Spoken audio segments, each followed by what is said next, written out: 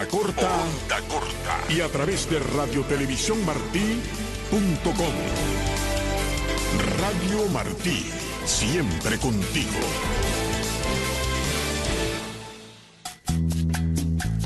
Lauton Libre, un espacio para promover las libertades básicas y los derechos de los seres humanos. Lauton Libre, conducido desde Cuba por el doctor Oscar Elías Bisset.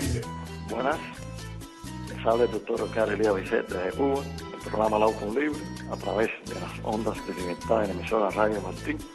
Nuestros objetivos son llevar un mensaje de amor, patria y unificación de las personas, por medio del conocimiento de los derechos humanos y las libertades básicas, para convertirnos en verdaderos ciudadanos y transformar a nuestro país en una democracia en Estado de Derecho y libertad. Sección de conversatorio. Hoy le traigo uno titulado La masacre de Bahía Honda, hundimiento deliberado por el régimen comunista de Cuba. Cuando se quiera conocer los engaños y asesinatos de personas por pensar diferentes, debemos mirar detenidamente sobre el régimen comunista.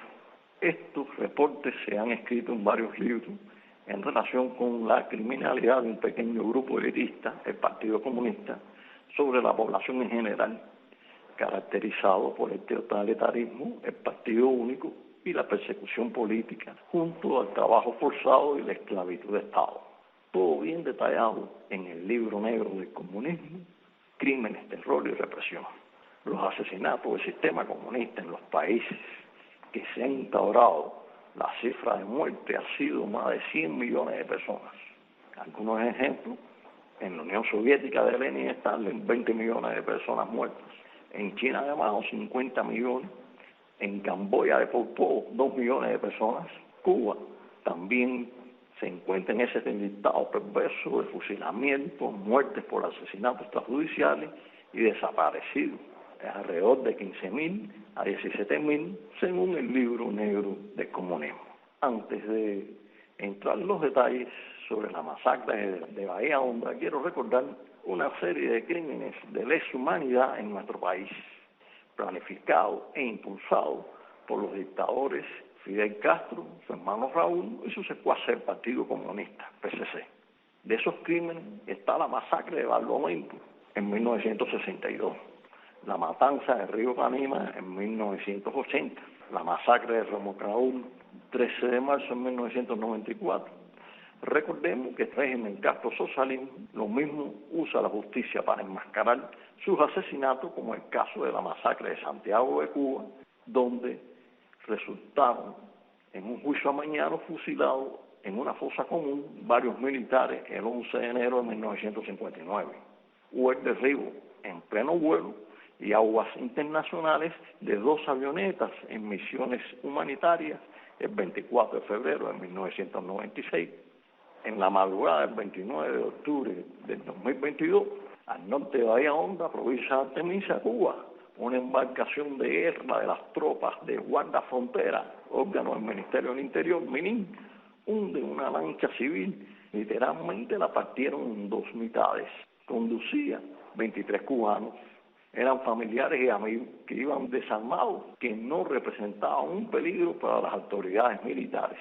La colisión planificada por los victimarios desencadenó 7 víctimas mortales, donde estaban 3 mujeres, 3 hombres y una niña. Las víctimas de este crimen alevoso son Natalia Costa Lemos, Mayra Meison León, Indira Serrano Cala, Omar Reyes Valdés, Gerandi García Meizosos, Ismael Gómez, y profundiza en dolor y tristeza este hecho traumático, la muerte de la niña de 2 años de edad, Elizabeth Meizosos. En la matanza y destrucción de la embarcación civil se oyó una voz desesperada y atormentada que dijo: «Mi niña, ¿dónde está?». Era la madre de Diana Meizosos, quien supervivió y narró cuando la lancha patrullera le invistió y dijo: «Yo perdí el conocimiento del golpe que recibí en la cabeza. Ahí fue cuando perdí a la niña de mis brazos y la ola me tiraba por encima de un pedazo de lancha. Y ahí fue cuando reaccioné y empecé a gritar a mi hermano que mi niña dónde estaba. Uno de los sobrevivientes, Dailai Ramos Crespo, comentó a la prensa: inmediatamente nos sacaron y nos dijeron que nos iban a partir al medio. Y así fue. Nos fueron arriba con todo a matarnos. Ellos no tuvieron compasión ninguna con nosotros. Su esposo, Héctor Eduardo Meizosos, refiriéndose a los militares, afirmó: en ningún momento hubo ninguna ayuda por parte de ellos, porque no les interesaba nada. Esa falta de amor y compasión es parte intrínseca de la tiranía castrosocialista. Por eso existen muchos jóvenes que han muerto en el estrecho de la Florida en busca de libertad.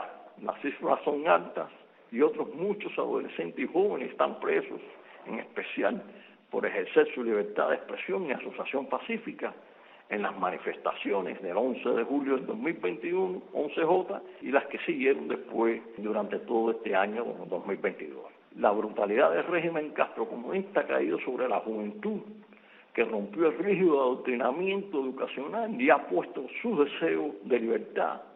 Uno de esos jóvenes donde se observa la máximo sistema abusivo sobre él es Gilberto Castillo, de 21 años, detenido en 11J y condenado a 6 años, encarcelado en el Combinado del Este de La Habana.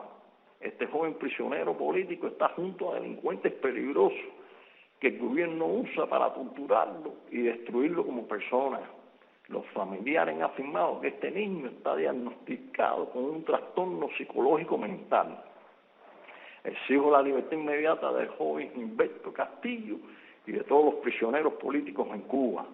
Mi pésame para las familias y amigos de las víctimas del hundimiento de la lancha en Bahía Honda.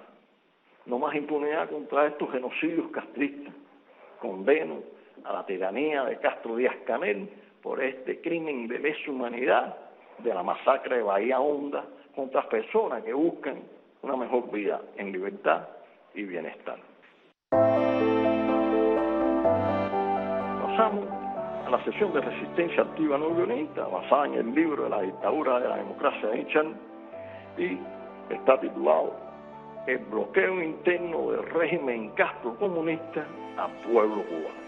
Como bien ustedes saben, desde que Castro tomó el poder, Fidel Castro rompió la sociedad civil y con ello las organizaciones fundamentales que había en ella, como son los partidos políticos, la prensa y demás organizaciones. Esto lo hizo para poder controlar a la sociedad y hizo un régimen tiránico totalitario donde todo está en manos de la dictadura para hacer depender a la gente de él, especialmente la alimentación y la medicina. Como usted bien sabe, él le da la cuota al pueblo y reparte esos alimentos de acuerdo a los intereses de ellos. Está usted obligado a comerse un pan mal hecho todos los días, porque si no, ¿qué le va a brindar a su hijo? Ya el pan ya está a los precios que casi valen 200 pesos un pedazo de pan. Y esto hace que usted dependa de ellos para poderte alimentar. Y ese es el control que tiene sobre la ciudadanía. El otro control es la información, para que usted no se entere de lo que sucede. Y hasta ahora sucedían muchísimas cosas en Cuba, pero bueno, como no había información, por ejemplo, aquí en La Habana, en un barrio que no era el que tú vivías, a lo mejor te enterabas, no conocía derecho, y si eso ocurría en otra provincia, mucho menos te enterabas. Pero gracias a Dios ahora tenemos el Internet, y con Internet podemos comunicarnos y estar al tanto de los sucesos que ocurren en nuestra patria y internacionalmente. Mucha gente toma el Internet para el hecho nada de comunicarse con los amigos, familiares, ver el deporte, pero vivimos una tiranía totalitaria que nos ha humillado durante 63 años y creo que debemos también poner nuestro granito de arena, ayudar a esos jóvenes que están protestando desde el 11 de julio del 2021 hasta hoy, están protestando. Se han liberado de ese adoctrinamiento educacional que han tenido y han hecho algo excepcional para vivir en un país totalitario y comunista como este. Y esa es la función que tenemos que tener todos, ayudar a esos jóvenes a alcanzar la libertad, que la alcanzaremos también nosotros. Y para eso debemos publicar todas las cosas malas que se hagan en este país, todo lo que esté mal, publicarlo en internet. Si usted tiene un poco de temor, bueno, dársela a un amigo, un vecino para que lo publique, o busque los activistas de derechos humanos o prodemocráticos para que haga esa labor. Pero no se quede callado, trabaje, aunque sea en silencio, divulgue esa información, no escriba su cartel en contra del régimen, su tabilla, que eso se hace solo y en secreto. No es el trabajo de nosotros hacer eso, porque nosotros es de frente contra el sistema, pero bueno, ya llevamos mucho tiempo de madurez en esta lucha contra la tiranía y ya estamos abiertos, pero todo el que tenga miedo tiene esa posibilidad de expresar su libertad a través de estos métodos.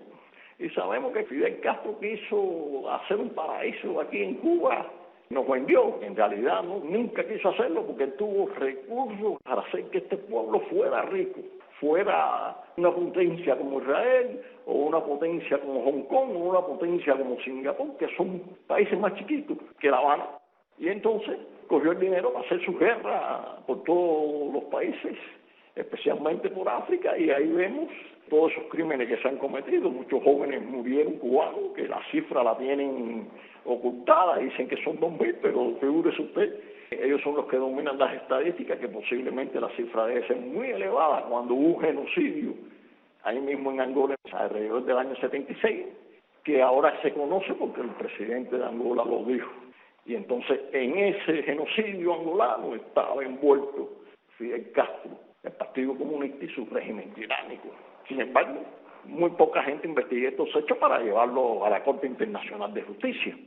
Y eso es parte que debemos ser todos los que luchamos por la libertad, para condenar a estos tiranos, y la comunidad internacional no se preste más en este juego con estos tiranos, como hicieron ahora en las Naciones Unidas, que todo el mundo apoyó la dictadura. Tenemos que tener presente que, a pesar de que la gran mayoría apoyó al tirano en las Naciones Unidas en su deseo de que le levanten el embargo, que ellos llaman bloqueo. Ustedes saben bien que no hay ningún bloqueo, porque aquí entran alimentos y medicina de Estados Unidos directo a Cuba. Incluso toda la vida, cuando ellos decían que eran enemigos, iban a comprar medicina a Estados Unidos. Claro, era para la cúpula gobernante en sus buenos hospitales que tienen aquí en el país, especial en La Habana, y tenían todos los recursos, mientras el pueblo no tenía ni una sábana decente para acostarse en una camilla de esa para que le hicieran un ultrasonido, o dormir en una cama decente hospitalaria. Por eso, toda la miseria que tenemos hoy es por culpa del régimen, por culpa de Fidel Castro, de Raúl Castro, y ahora los secuaces que están en el poder, Díaz-Canel y toda la banda esta del Partido Comunista, que ha llevado a la miseria al pueblo cubano, que en estos últimos 2 años murieron muchísimas personas por la arrogancia de Miguel Díaz-Canel y del Partido Comunista de no comprar una medicina en Estados Unidos para hacer la medicina a ellos y venderla después y hacerse lo que son los genios y científicos en la medicina. Dijeron que murieron alrededor de 8.000 personas, y eso es falso, porque ya se comprobó una revista, periódico importante inglés, de que El Economista, de que hubo más de 68.000 víctimas en Cuba mortales, producto del fracaso del sistema de salud pública. Y nosotros lo sabemos porque conocemos muchas personas que se han muerto. Incluso vimos cómo se desbordaron los hospitales y no hubo medicina para prestar ni oxígeno. Ustedes saben que no había ni carro funerario y que hubo que enterrarlo en estas fosas comunes. Eso es lo que nos muestra que sí, es verdad que se murieron muchísima gente, lo que ellos nos han dicho mentiras, como siempre lo han hecho. Es un sistema que engaña a las personas para dominar.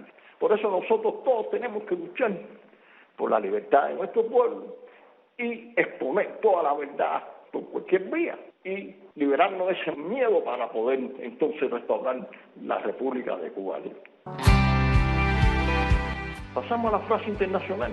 Hoy le traigo una Isaías, profeta y escritor que nació en el siglo VIII y nos dice: ay de los que dictan leyes injustas y prescriben tiranía. ¿Qué harán en el día de castigo? ¿Quién lo acogerán para que los ayude? ¿En dónde dejarán sus riquezas? Sin mí se inclinarán entre los presos y caerán entre los muertos. Y esta es la importancia que nos tiene Jeremías para los tiranos y para que nosotros, el pueblo cubano que estamos sufriendo, sepamos que sí, que siempre habrá justicia y que se pagará todo lo que se haga aquí en la tierra fuese mal. Pero tenemos que poner parte de nosotros porque somos personas libres. Su esencia es la libertad. Hemos sido creados con libre albedrío y eso tenemos que poner en práctica para conquistar nuestros derechos humanos básicos y las libertades fundamentales. Por eso el tema que le traigo hoy está muy relacionado con este derecho que tenemos de nosotros de vivir libre, en bienestar, que todo el mundo pueda disfrutar de la riqueza con el sudor de su trabajo, que nuestros hijos vayan a las mejores escuelas y sean los mejores deportistas, los mejores ingenieros, científicos, no sé, lo que deseen ser en libertad, no lo que le imponga la tiranía, porque controla la educación y porque controla todos los servicios en el país. El tema que le traigo hoy está titulado Cuba comunista es peor que Kanye West, un régimen de apartheid. Existen circunstancias o cosas que cambian el sentido de la vida y surgen de la nada, como un despertar de toda la vivencia acumulada, pero latente, de una nación, la memoria histórica. Situaciones traumáticas colectivas que se evitarán repetir y llevan a ponerle fin a cualquier precio. En el caso de los cubanos fue la instauración de la Revolución Comunista y la pérdida de la República. Durante la República Cubana, 1902 a 1958, hubo una profundización de la cubanía y una búsqueda de la armonía en el país. A pesar de un breve periodo autocrático, se completó el restablecimiento constitucional. En general, el estado de libertad y la democracia incidían directamente en la mejoría de las relaciones humanas en la sociedad, por lo que permaneció un creciente y necesaria sociedad civil para la última década de su existencia republicana. Una fuerte sociedad civil estaba presentada en la República de Cuba para 1959. Muchas organizaciones no gubernamentales, ONG, desde los partidos políticos, colegios médicos y abogados hasta los sindicatos de trabajadores en el país. Ejemplo de esa diversidad de asociaciones tenemos la Asociación de Prensa de Cuba, el Colegio Nacional de Periodistas, CNP, y sus colegios provinciales. La libertad de expresión tenía múltiples formas de manifestación. Una era a través de la presencia y ejercicio de muchos profesionales del periodismo. Solo en La Habana existían más de 1.200 periodistas del CNP y 2 decenas de periódicos y revistas nacionales que aseguraban los fueros de libertad de prensa. La Bohemia fue una revista de condena de la administración existente en el país. Tanto fueron sus críticas que excedieron a la realidad. Pasaron del imperialismo a la exageración de la cifra de muertos por disentir y las acuñaron en 20.000. No obstante, después de la usurpación del poder del tirano por Fidel Castro en 1959, comenzó un proceso de destrucción de la sociedad civil, la censura de la libertad de prensa y expresión, de la libertad religiosa y la encarcelación en masa de la oposición, el destierro y los fusilamientos por causas políticas. La pena de muerte fue una situación frecuente. Este estaba en la Constitución de 1940 solo para los militares que cometieran traición en caso de que el país estuviera en guerra con un Estado extranjero. Fidel Castro trabajó aceleradamente desde la usurpación del poder del Estado hasta la instauración de la tiranía totalitaria comunista. Bajo la égida y manutención soviética, ambos regímenes pusieron al mundo al borde de la Tercera Guerra Mundial cuando instalaron cohetes nucleares ofensivos que amenazaron la seguridad nacional de Estados Unidos en 1962.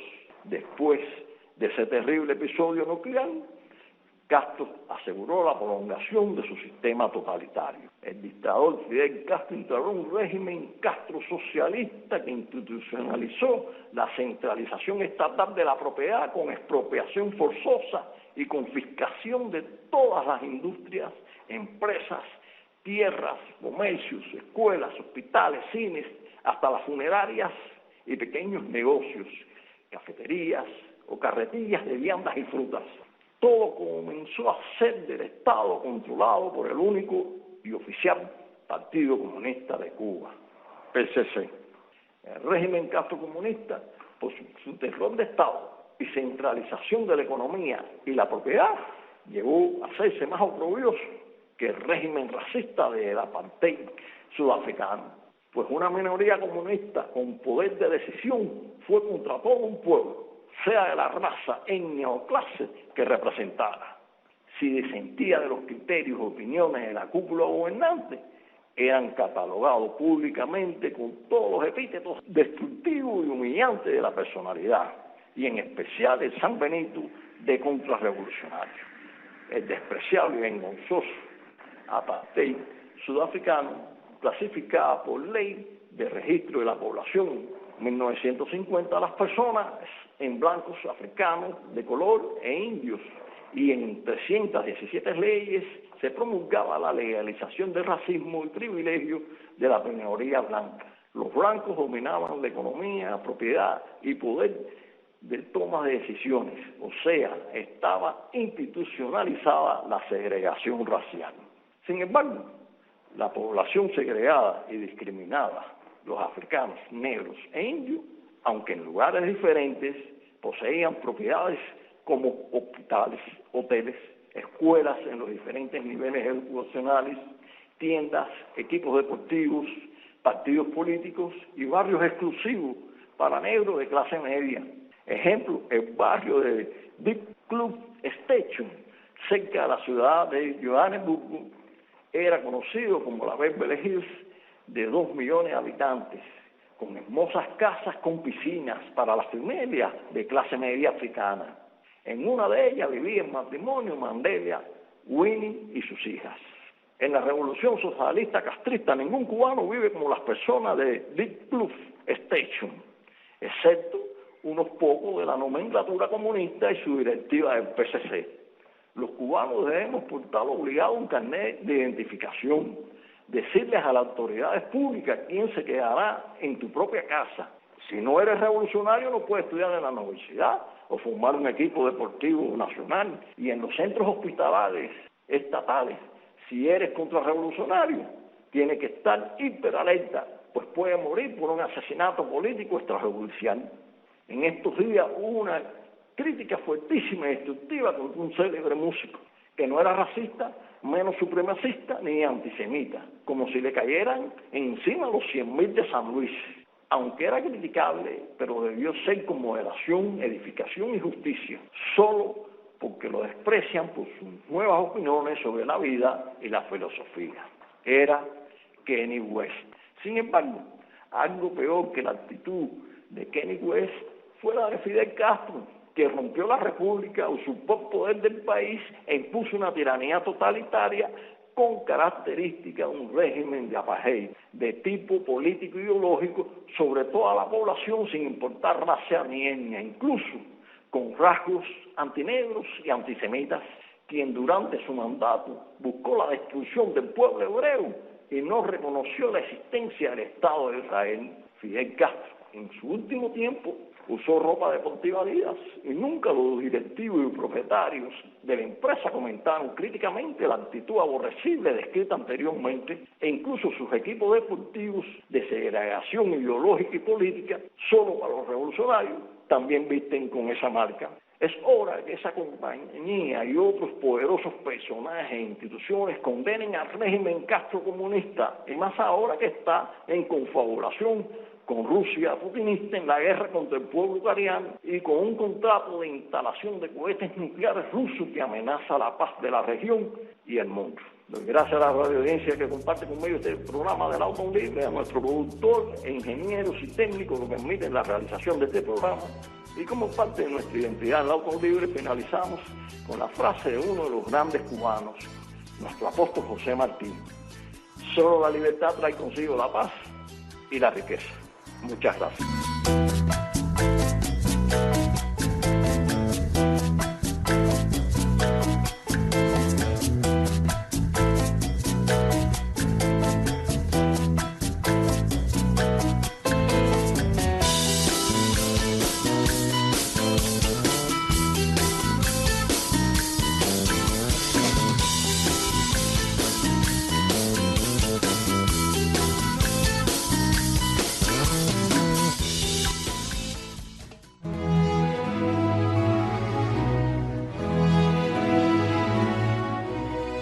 Esta es una pausa para la meditación. Muchos padecen enfermedades y males que, sin ser mortales o incapacitantes, les restringen, atormentan y deprimen. Algunas veces nos sentimos mal, pero no tan mal como para no ir al trabajo o asistir a los estudios. Tampoco tan mal como para quedarnos en la cama. Y a pesar de sentirnos mal, nos fastidia la idea de quedarnos en casa todo el día sin hacer nada.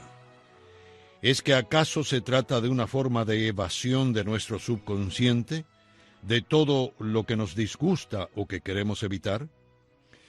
Creo que sin darnos cuenta muchos sufrimos las consecuencias de uno de los peores enemigos de la humanidad. El temor tal vez sea el peor enemigo del hombre.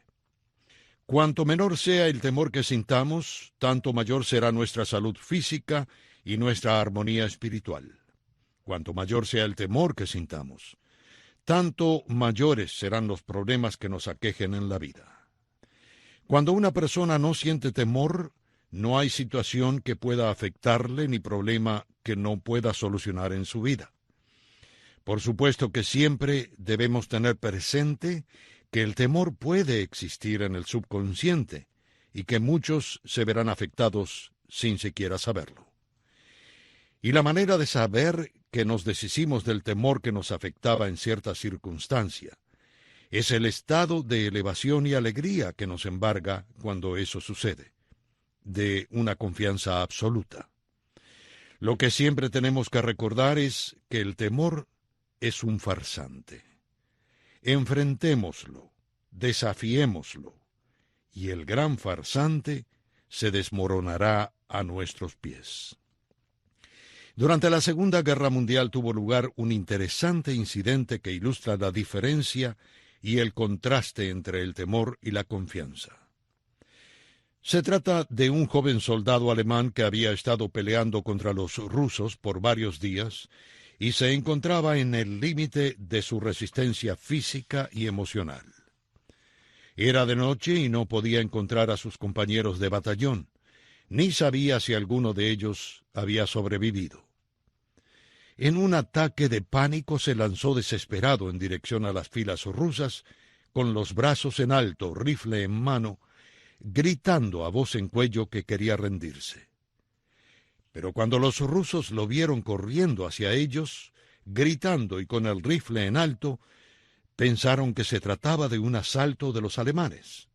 El terror se posesionó de los rusos e inmediatamente saltaron de sus trincheras y se rindieron al solitario soldado alemán, sin disparar un tiro ni ofrecer resistencia. Repentinamente el temor del alemán se convirtió en valentía, bravura y júbilo.